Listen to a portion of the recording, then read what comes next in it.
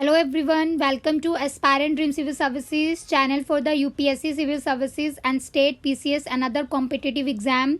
Hope so you all are doing good. Today I am going to discuss UPSC 2021 essay paper with full analysis. तो UPSC 2021 का जो essay paper है थोड़ा tough था, तो आज की वीडियो में मैं इसकी फुल एनालिसिस आपको प्रोवाइड करूंगी और साथ ही साथ सोर्स भी बताऊंगी कहाँ से इस तरह के एसेज जो हैं वो आए हैं. This video is very very helpful for the UP PCS mains candidate. जो यूपी पीसीएस मेंस का एग्जाम लिख रहे हैं वो भी इस वीडियो को जरूर देखें, बिकॉज एसए के पेपर में यहाँ से आपको बहुत हेल्प मिलेगी. बिकॉज आज की वीडियो में मैं आपको बताऊंगी कि एक अच्छा एसे कैसे लिख सकते हैं और how to score good marks in the essay paper. तो मैं आपको इंपॉर्टेंट टिप्स दूंगी, आप इस वीडियो को ध्यान से देखिएगा और साथ ही साथ आपको जो एसे आए हैं यूपीएससी के पेपर में उनके बारे में भी एनालिसिस प्रोवाइड करूंगी and I will provide you a full essay on the important topic. Before starting today's video, अगर आपने चैनल को सब्सक्राइब नहीं किया है तो चैनल को सब्सक्राइब जरूर करें, बिकॉज आपको इंपॉर्टेंट नोटिफिकेशन वीडियो के चैनल सब्सक्राइब करने के बाद ही मिलेंगे और बेल आइकन को क्लिक करना ना भूलें. And also join our free Telegram channel. Telegram channel पर आप जो है हमें फॉलो कर सकते हैं, बिकॉज वहाँ पर आपको इंपॉर्टेंट मटेरियल प्रोवाइड किया जाता है free of cost. Telegram app पर आपको जाना है, वहाँ पर एस्पायरेंट ड्रीम सिविल सर्विसेज के नाम से हमारा चैनल है, उसको सर्च कीजिए और ज्वाइन कर लीजिए. आपसे आपको बहुत ज़्यादा हेल्प मिलेगी और इंपॉर्टेंट मटेरियल भी मिलेगा. So let's start with today's important essay paper analysis. इस बार का जो यूपीएससी 2021 का ऐसे पेपर है वो टोटली फिलोसफिकल था. तो ये पेपर जो है वो कुछ सिमिलर था 2020 पेपर से. जो है यूपीएससी ने अपना पैटर्न चेंज कर दिया है ऐसे का. यहाँ पर फिलोसफिकल कोट्स जो हैं वो ज़्यादा पूछे जा रहे हैं. इस तरह का पेपर जो है यूपीएससी इसलिए बना रहे हैं because they have to test the spontaneous thinking of the aspirants. और इससे ऐसे से ये भी पता चल रहा है कि इस तरह के ऐसे अगर आ रहे हैं तो आपके कॉम्प्रीहेंशन स्किल्स जो हैं वो यूपीएससी टेस्ट करना चाहती है विद द गुड मैनेजमेंट, कि आप कैसे अच्छे टाइम मैनेजमेंट में इसके ऊपर ऐसे लिख सकते हैं. लेट्स सी द यूपीएससी ऐसे पेपर. तो यूपीएससी में दो ऐसे आपको लिखने होते हैं, सेक्शन ए और सेक्शन बी में से एक टॉपिक चूज करना होता है. After that you have to write essay within the 1000 to 1200 word limit. तो आपको 1200 वर्ड लिमिट के अंदर ही ऐसे लिखना होगा और जो है दोनों ऐसे 125 मार्क्स के होते हैं, तो टोटल 250 मार्क्स का ऐसे का पेपर होता है. तो सेक्शन ए में देखते हैं कौन कौन से टॉपिक्स इस बार आए हैं. फर्स्ट टॉपिक है the process of self discovery has now been technologically outsource. Second is your perception is of me is a reflection of you. My reaction to you is an awareness of me. Third is the philosophy of wantlessness is utopian while materialism is a chimera. Fourth one is the real is rational and the rational is real. All topics in section 1 are related with the quotes and the philosophical quotes. तो ये जो है section B के quotes भी हम देख लेते हैं पहले कौन से हैं. Fifth one is hand that rocks the cradle rules the world. Sixth is what is research but a blind date with knowledge. Seventh is history repeats itself, first as a tragedy, second as a farce. Eighth is there are better practices to best practices. तो ये सभी topic जो हैं ऐसे paper में आए हैं.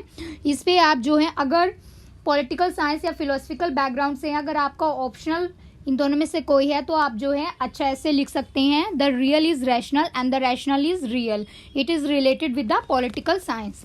और फिलोसफी के जो एस्पायरेंट्स है जिनका ऑप्शनल फिलोसफी है वो फिलोसफी से रिलेटेड टॉपिक पे लिख सकते हैं. बट फॉर अदर एस्पायरेंट्स जिनका ऑप्शनल फिलोसफी या पॉलिटिकल साइंस नहीं है उनके लिए सोर्स जानना जरूरी है. तो आज की वीडियो को ध्यान से देखें. यहाँ से जो है मोस्टली यूपीएससी अपने ऐसे के पेपर में से क्वेश्चन पूछ रहा है. तो आज की वीडियो को स्टार्ट करते हैं with the analysis.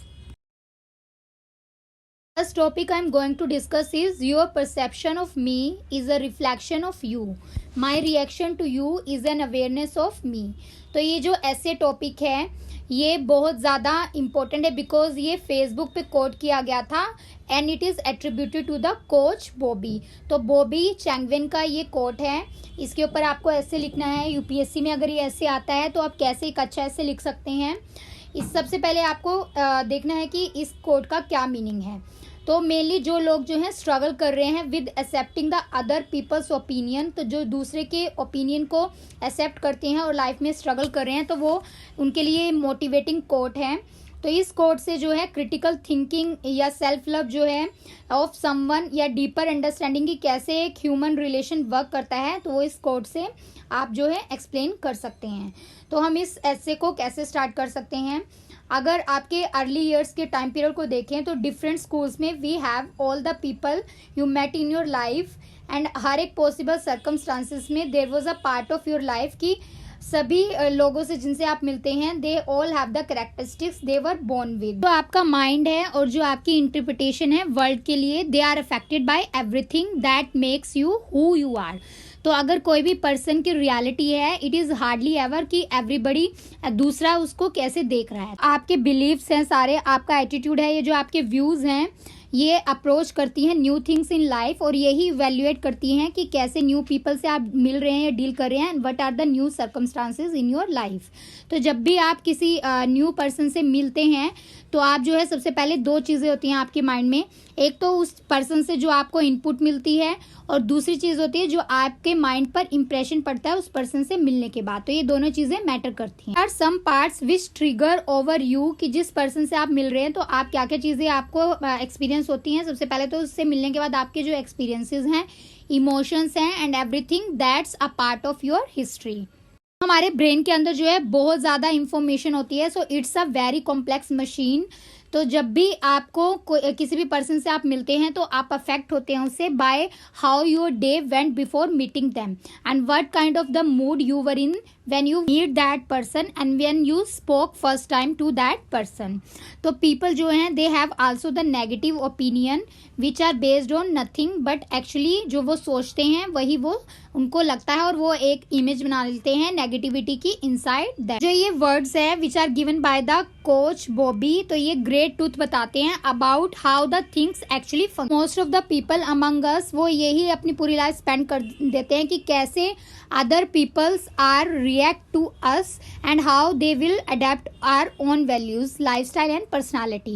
So these are in order to feel these are accepted by other people or not। तो इसी में हम अपनी पूरी लाइफ स्पेंड कर देते हैं। तो इस कोट का मेन मीनिंग यही है। Second topic is philosophy of wantlessness is utopian while materialism is a chimera. So ये जो ऐसे टॉपिक है it is connected with the J.K. Mehta's theory of wantlessness. तो ये जो कनेक्शन है this is also with the Mahatma Gandhi philosophy. तो ये जो मेनली ऐसे है it is related with the self discovery.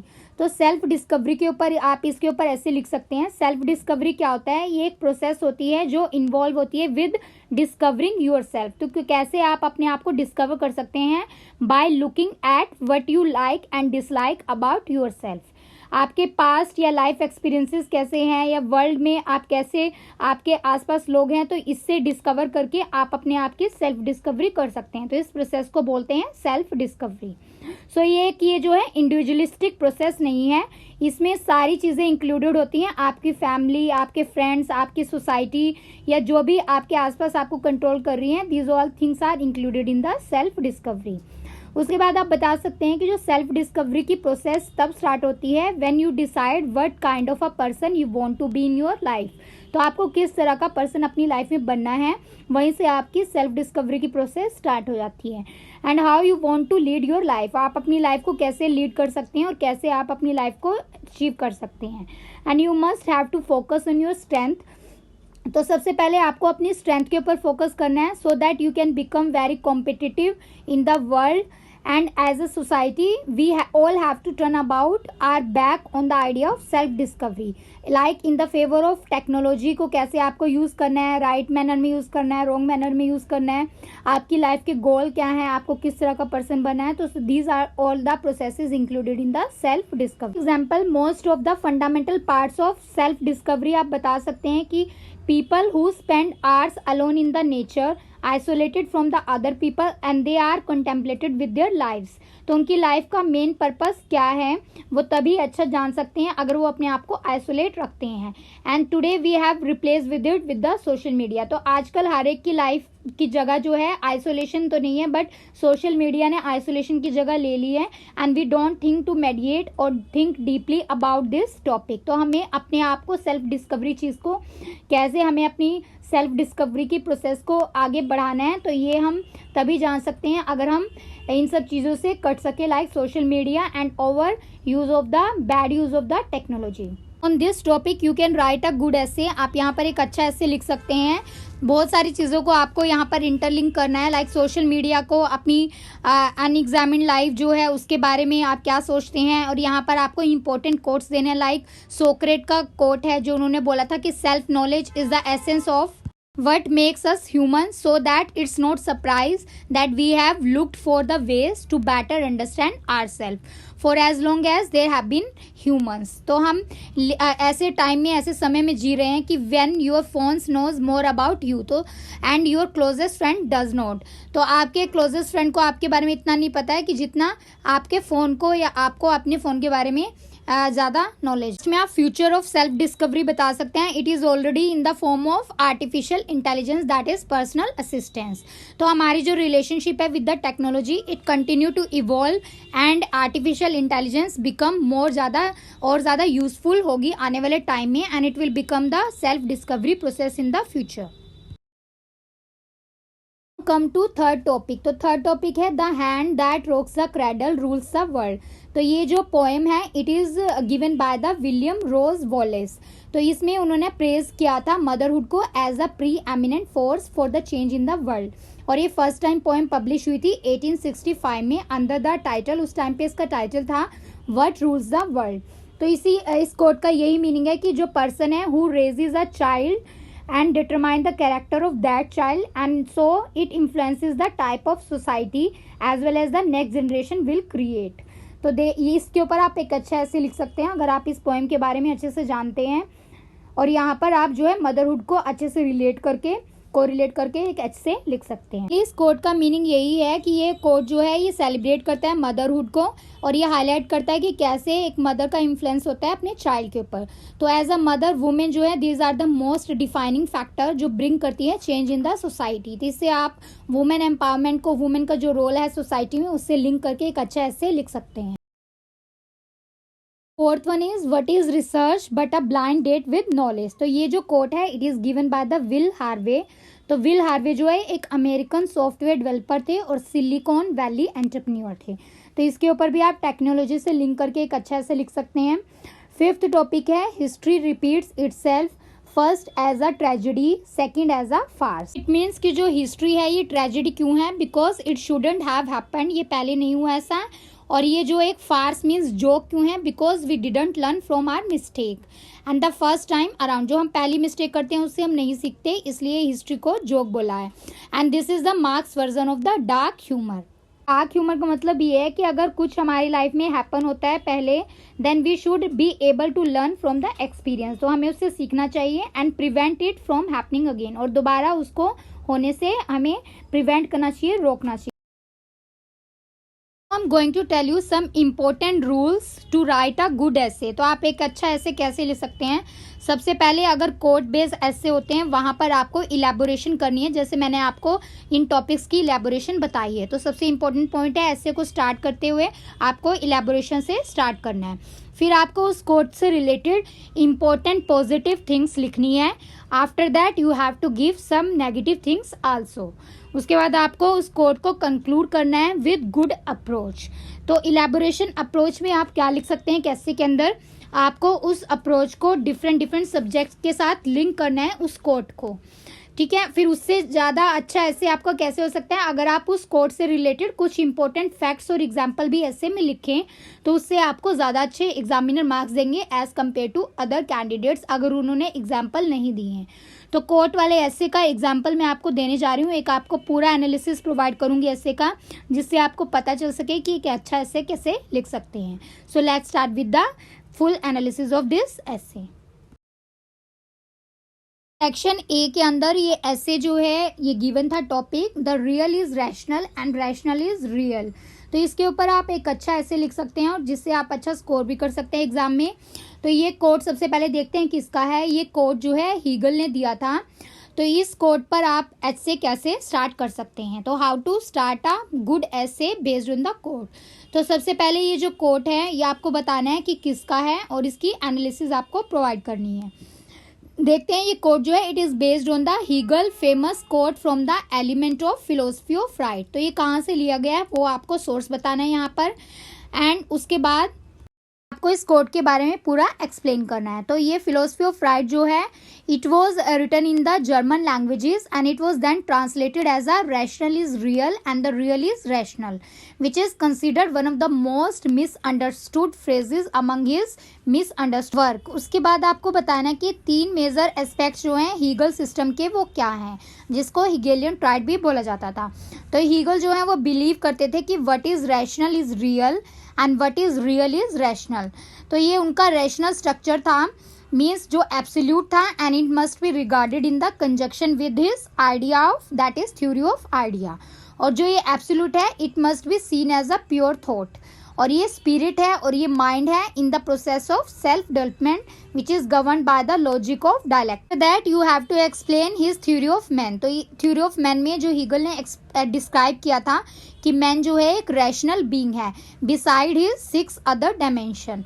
The mortar physical being, तो 6 डायमेंशन क्या है, एक तो फिजिकल बीइंग है, एक मेंटल बीइंग है, and third one is social being, fourth is moral being, fifth is spiritual being, and last one is created being. After that you have to explain about the Hegelism. तो Hegelism के बारे में आप कैसे explain कर सकते हैं, it is a philosophy which is developed by the George Wilhelm Friedrich Hegel. तो ये हीगल का फुल नेम है, and which can be summed out by his favourite motto by the Hegel, the rational alone is real. तो इस मोटो से उन्होंने इसको explain किया था हिगेलिज्म को, जिसका क्या मतलब होता है कि जो भी रियलिटी है it is capable of being express in rational category. तो जो भी रियलिटी वाली चीज़ें हैं, रियलिटी जो है उसको हम एक्सप्रेस कर सकते हैं इन द रैशनल कैटेगरीज। और इनका मेन एम जो था it was to reduce to a more synthetic unity the system of transcendental idealism. तो इन्होंने डेवलप की थी theories of ethics, aesthetics, history, politics and religion. After that you can explain his analysis that man the rational being seeks the verification of reality of his subjective and objective existence। कैसे कर सकता है explain analysis by using a theory of truth that cannot be refuted। तो उसके बाद आपको बताना है कि इन्होंने डायलेक्टिकल स्कीम को भी डेवलप किया था which was influence the development of existentialism, Marxism, positivism as well as analytic philosophy. Important thing, अगर आपको ऐसे लिखना है, अच्छा ऐसे लिखना है, तो सबसे पहले आपका ऐसे जो है वो इक्वल पैराग्राफ्स के अंदर होना चाहिए। फर्स्ट पैराग्राफ में मैंने आपको बता दिया कि इस कोट का आपको एनालिसिस देना है। आफ्टर दैट सेकंड पैराग्राफ में आप बता सकते हैं कि हीगल जो है he was influenced most facet of modern philosophy, और जो सेंटर ऑफ यूनिवर्स है हीगल जो है it posited as an enveloping absolute spirit which guides की जो भी रियलिटी है इंक्लूडिंग ह्यूमन रीजन। उसके बाद उन्होंने अपनी आइडोलिज्म की जो एब्सोल्यूट आइडोलिज्म वाली थ्योरी है उसको भी एम्फेसाइज किया था over the world soul and that develops from it which is known through a process of change. उसके बाद ही termed is at a Hegelian dialectic. तो आपको यहाँ पे हिगेलियन डायलेक्टिक की थ्योरी को एक्सप्लेन करना है। आफ्टर दैट आपको बताना है कि जो डॉक्ट्राइन ऑफ आइडोलिज्म है it make the attempt to account for all object in the nature. Next paragraph you have to explain the reality as per the Hegel. तो रियलिटी क्या है हीगल के टर्म्स में, it is the absolute mind है, reason है, spirit है जो manifest करती है itself in both natural as well as human history. तो इनका फेमस जो डायक्टम है that is the real is rational and the rational is real is an expression of identity of reality. Aspirants आप किसी भी topic पे अगर ऐसे लिख रहे हैं तो आपको उस थीम पे जो है एग्जिस्ट रहना है, उसी थीम के ऊपर आपको ऐसे लिखना है, आपको अपने आप को डाइवर्ट नहीं करना है, उससे रिलेटेड ही आपको चीज़ों को लिंक करना है। तो आपने उसके बाद बता दिया कि rational is real is an expression of identity of reality and rational process, because जो रियलिटी है वो रैशनल है and it act in the accordance with the laws of reasoning. तो हीगल ने ये सजेस्ट किया था कि जो understanding of nature of thought है it will lead to the understanding of the nature of reality as a whole. आपको facts भी बताने हैं, आपको डायलेक्टिक्स को नेक्स्ट पैराग्राफ में पूरा एक्सप्लेन कर देना है कि it is a form of logical argumentation which could be apply to diverse field including thought, nature and history. तो आपको इसको डिफाइन करने के बाद इसको डिफरेंट डिफरेंट फील्ड के साथ, सब्जेक्ट के साथ लिंक करना है इसी कोट को। उसके बाद आपको बताना है कि हीगल जो है he identified the dialectic as a tendency of notion और idea to pass over into its own negation as a result of conflict between. तो एक इसके बीच में कंफ्लिक्ट का रिजल्ट था इनकी इनहेरेंट कॉन्ट्राडिक्शन एस्पेक्ट्स के ऊपर। तो इन्होंने डेवलप किया था कॉन्सेप्ट कि जो माइंड और स्पिरिट है it manifested itself in a set of contradiction and opposition, जो अल्टीमेटली इंटीग्रेटेड है आपस में और यूनाइटेड है विदाउट एलिमिनेटिंग आइदर पोल और रिड्यूसिंग वन अदर।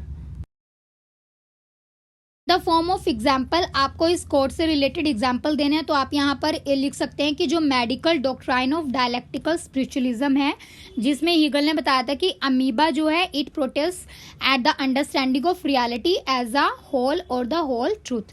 तो यहाँ पर आपको ये एक्सप्लेन कर देना है इस एग्जाम्पल को कि to understand the reality of human life we need to know and understand the reality of material substance which is common to all living organism. तो यहाँ पर आपको जो ये कॉमन सब्सटेंस है यहाँ पर प्रोटोप्लाज्म है, it is found in all living cells including ये ह्यूमन ब्रेन के सेल के अंदर भी होता है, and it is an anatomical organ which is associated with the thinking mind and seat of thoughts. तो ऐसे आपको इसको लिंक करना है टॉपिक के साथ। That you will provide the good example of Hegel book Phenomenology of Mind or Phenomenology of Spirit, which can trace the progression of consciousness from sense perception to absolute knowledge। तो यहाँ पर आपको इसको book के बारे में explain करके amoeba के एग्जाम्पल को पूरी तरह एक्सप्लेन करना है अच्छे से, ताकि एग्जामिनर को लगे कि आपको इस थ्योरी के बारे में अच्छे से पता है विद गुड एग्जाम्पल, तो वो आपको ज़्यादा अच्छे मार्क्स प्रोवाइड करेगा एग्जाम में। In next paragraph you can write the Hegelian principle, कि उनका प्रिंसिपल ये था कि वन कंसेप्ट और thesis inevitably generate its opposite और एंटीथीसिस, मीन्स देयर कंफ्लिक्ट और interaction generates a new concept और सिंथेसिस, जो कि which become the thesis of new triad. तो आपको यहाँ पर थीसिस और एंटीथीसिस की ट्रायड की थ्योरी को, प्रिंसिपल को एक्सप्लेन करना है, जिसमें हीगल ने डेवलप किया था एक dialectical scheme which emphasise the process of history and ideas from the thesis to antithesis. तो इसमें क्या है, जो रियलिटी है it can only be understood as a totality, जो ट्रूथ है it is the whole and which attempt to understand the individual and unconnected phenomena of nature, history and human life. Through this principle Hegel ने ये explain किया था कि in his view he submit that reality जो है it must be known as a whole. Next paragraph of the essay आपको बताना है कि what does Hegel mean by the real. तो रियल का मतलब क्या है ये आप एक्सप्लेन कर सकते हैं with the Friedrich Engel explanation. तो इसमें जो है according to Hegel certainly not everything that exist is also real without further qualification. तो ये फ्रेडरिक एंगल ने कहा था। तो इन्होंने बोला था कि in accordance with all the rules of Hegelian method of thought, जो प्रोपोजिशन ऑफ रैशनैलिटी है किसी भी चीज़ की, एवरीथिंग की, it is real resolve itself into other proposition. तो जो भी एग्जिस्ट कर रहा है it deserve to perish. Paragraph you have to explain what the Hegel means by the rational. तो रैशनल के बारे में आपको बताना है। तो रैशनल जो है it is a translation of the German word vernunftig and it is an adjective from the noun vernunft meaning reason. So आपको बताना है कि ये वर्ड कहाँ से आया। आफ्टर दैट आपको बताना है it is necessary and intangible in unfolding of historical event is synonymous with the reason. तो हर एक जो हिस्टोरिकल इवेंट है वो एक रीजन के साथ सिनोनिमस है, सिमिलर है। तो रीजन और लॉजिक जो है हीगल के लिए these are not something standing aside but above the history, से ऊपर नहीं है, they are providing a standard और template against the historical event. तो जो रीजन और लॉजिक होते हैं ये हिस्टोरिकल इवेंट्स के ऊपर ही बेस्ड होते हैं, ये हीगल कहना चाहते थे रैशनल से, and these are based on the reasoning and logic only. इसके कॉन्ट्रेरी में ये बोला था कि जो सब्जेक्ट मैटर है लॉजिक का it is in the norms and these are produce by the historical development of human life in the long run, और यही रेगुलेट करता है ह्यूमन लाइफ को। सो जो लॉजिक है it is abstracted from the history and development of human life. तो जितने भी सिस्टम है एथिकल लाइफ के वो रैशनल हैं and they are unfold according to their own logic. तो what happen in the history then it is the logic of history. तो this is the main purpose of the rationality theory of the Hegel. That you will provide some linkage of the quote with the different subject. तो इस coat से related आप different subject के साथ इसको link कर सकते हैं। Like to search what is rational, it is an historical juncture and it is not to bring an outside standard of rationality and to equate one thing with the another you have to जज the history by its own standard. तो आपको history को जज करना जरूरी है अगर आपको किसी भी चीज की या इवेंट की रैशनैलिटी को जानना है। It is also the pure essentiality of the human development which is abstracted from the analysis of whole sweeps of science, history, personal experience. तो जो लॉजिक स्टैंडर्ड ऑफ रैशनैलिटी है, it has to be drawn from the historical reality itself. How to link the different subject with the quote. तो आप इसमें लिख सकते हैं कि जो understanding of current social political conjuncture है उसको आप कोट से लिंक कर कर यहाँ पर मेंशन कर सकते हैं। सो ये क्या है, it is a matter of judgement and it require the discernment that is the understanding of essential problems which are contradicting at the work which is existing in the social situation even in the current world। तो आप इसको current world के साथ social और political conjunction को यहाँ mention कर सकते हैं। After that you can explain the philosopher क्या कहना चाह रहे हैं and they have to understand what is the given event occurred that time. उसको आपको प्रेजेंट इवेंट्स के साथ लिंक कर रहे हैं। तो देखते हैं कैसे आप एस्पेक्ट ऑफ डायलेक्टिक को लिंक कर सकते हैं with the latest event. You can give the example of the election of the president of USA कि कैसे यूएसए के प्रेसिडेंट को इलेक्ट किया जाता है and what are the possibilities which are link with the social situation existing in the election of US और any other country. तो इससे आप इसको टॉपिक के साथ लिंक करके कोई भी एग्जाम्पल यहाँ पर लिख सकते हैं। Aspirant, this is the full analysis of the essay paper of UPSC 2021. Hope so you all like this and you can apply in your preparation as well as the essay exam में आप इसको जरूर apply करिएगा and you will definitely score good marks in the essay paper। तो UP PCS और other PCS exam के लिए भी जो essay का पेपर होता है वहाँ के लिए भी आप इस वीडियो को फॉलो कर सकते हैं और अप्लाई कर सकते हैं। सेम रूल्स आपको फॉलो करने हैं, आप essay के मार्क्स में अच्छे मार्क्स स्कोर कर सकते हैं। सो फ्रेंड्स, अगर आपने चैनल को सब्सक्राइब नहीं किया तो इस चैनल को सब्सक्राइब कर लीजिए और ज़्यादा से ज़्यादा अपने फ्रेंड्स और एस्पायरेंट्स के साथ इसको शेयर कीजिए जो एग्ज़ाम के लिए प्रिपेयर कर रहे हैं और who really want to crack this exam और बहुत टाइम से स्ट्रगल कर रहे हैं मेंस पेपर के लिए, पीटी के लिए और एग्ज़ाम को क्रैक करने के लिए। उन्हीं के लिए चैनल बनाया गया so that they will get the right guidance और good guidance in the free of cost. Also join our Telegram channel. Telegram channel को आप कैसे ज्वाइन कर सकते हैं, सबसे पहले अगर आपने टेलीग्राम ऐप को इंस्टॉल नहीं किया है, आप जो है ऐप स्टोर में जाके टेलीग्राम ऐप को इंस्टॉल करिए। उसके बाद आप जो है एस्पायरेंट ड्रीम सिविल सर्विसेज के नाम से वहाँ पर सर्च करिए, आपको हमारा चैनल टॉप पे मिल जाएगा और उसको आप ज्वाइन कर लीजिए। After that you will get important material related with the PT mains as well as the interview on this channel. So all the best to all of you for the exam and must follow this strategy for your essay paper जिससे आपको बहुत help मिलेगी। Next videos में मैं आपको और ज़्यादा important topics provide करूँगी related with the exam. So keep watching aspirant dream civil services. Thanks for watching this video. जय हिंद।